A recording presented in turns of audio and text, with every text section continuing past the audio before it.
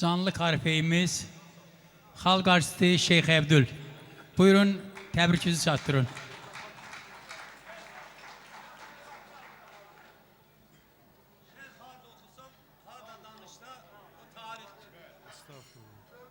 Evvela hər birinizə salam olsun. Belə məclislər, toy məclisi də, ad günləri də, hətta yaş məclisi də əslində görüş yeridir. İnsanlar məqam tapırlar, vaxt tapırlar, imkan tapıb yığışırlar, görüşürlər.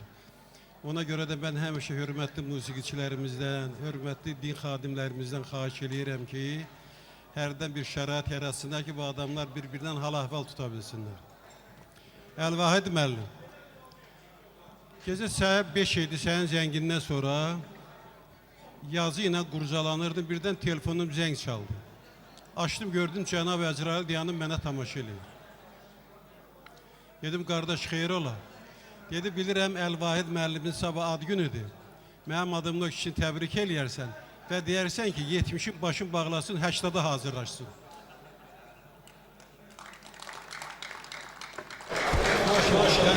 Sen modelsen əməlli başlayıq, belə patiyan ötə gözəl bir bala. Əgər elin sahib seçilən aksaqqalları, cavanları, yaşlıları, sənətkarları, ustadları bu məclisə gəliblərsə, demək sənin ən böyük. Amma biz tarixən görmüşük ki, şairləri həbs eləyirlər, edam eləyirlər, sürgün eləyirlər, amma səni bayram eləyirlər. Demək, sən biraz fərqli adamsın. Öpürəm səni, öpürəm səni. Hələ qabaqda yazılası şeylər, deyiləsi sözlər, gözəl günlər var. Mən əminəm ki, bu məclisdən də müəyyən bir ilham alıb, yaxşı ki, bizə nəsə gözəl şeirlər ərmağan eləyəcəksən. Mikrofonu ötürürəm Şirvanın ən gürültülü, ən nəhəng bir şəxsiyyətinə. Sağ ol, çox sağ olun, mən çıxacam oram. Əziz və hörmətli yoldaşlar, hamınızı xoş gördük. Bu günleri güzel mekanda, Azerbaycan'ın payitahtında, benzeren bir kocaman dağa ki deryada durar diyen Mirza Ekber Sabir'in veteninde, vetenimdir diyen Abbas Seyit'in veteninde,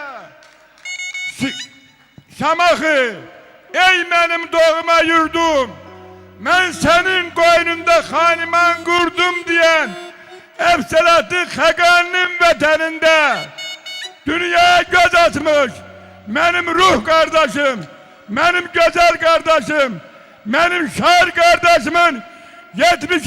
yubileydi. Allah mübarek eləsin. Allah bir de mübarek eləsin.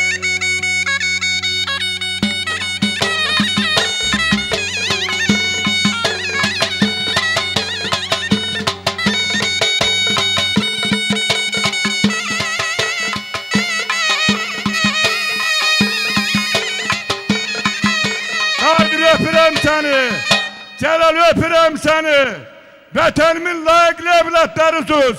Şair bu münasibətle səni, sen başta olmanın aile əzvləri, Rəqibə bacını, Hacı Yaşarı, Anarı, anamızın adını daşıyan Nazibikə müəlliməni, bağlarını, Kazım müəllimi ürəkdən təbrik ederim.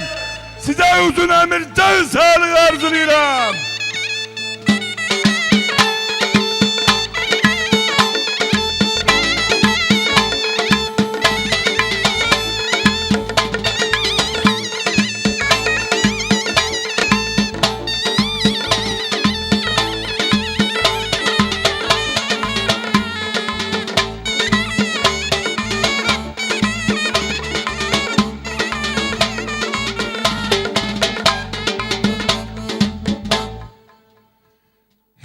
İnsanın Allah Teala tarafından ona verilen kıymeti, onun etrafıdır, onun meclisine iştirak edenleridir.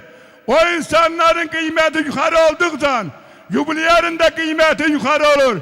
Bu günleri bizim meclisimizde böyle işlerimiz, yazarımız, Şirvan'ın fəxri vatandaşı, Azerbaycan'ın büyük oğlu Hacı Əbdül kardeşimiz iştirak ediyor.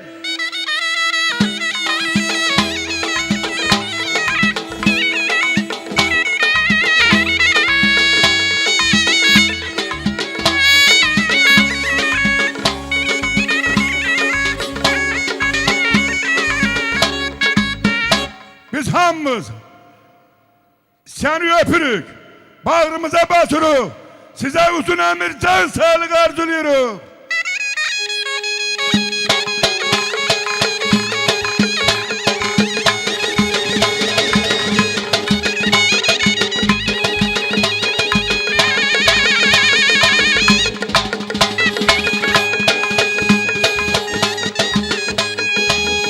Neden?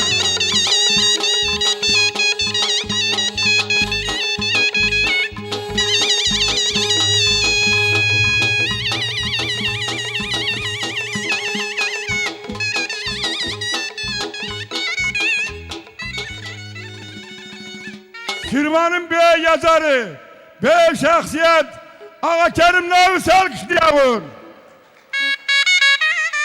Hacım, öpürüm, bağrınıza basırım seni.